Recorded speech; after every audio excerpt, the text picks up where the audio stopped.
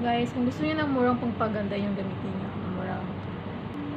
Ito din guys, mina for my cream product. And then, mura din ito siya. Maganda ito siya sa mga tigyawat, mga pimples. Like, ayan, puti ng mukha.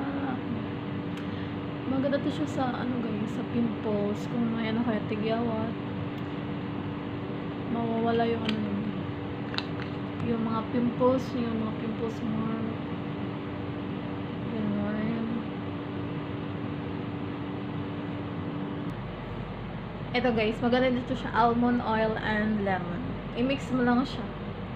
Maganda din to siya sa mga tigyawat, sa pimples, at sa dark circles kung may mga dark circles dito.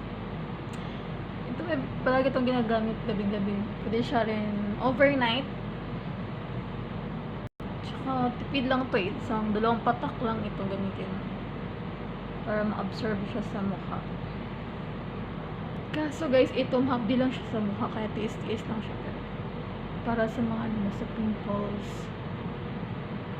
mahapdi siya sa mukha.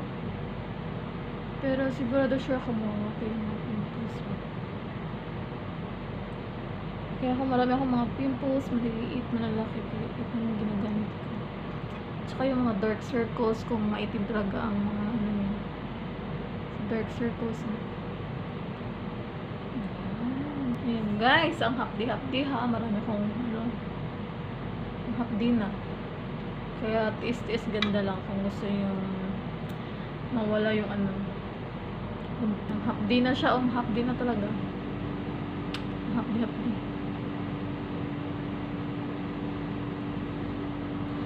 Okay guys, thank you for watching. Gusto ko lang ito lang tumingin.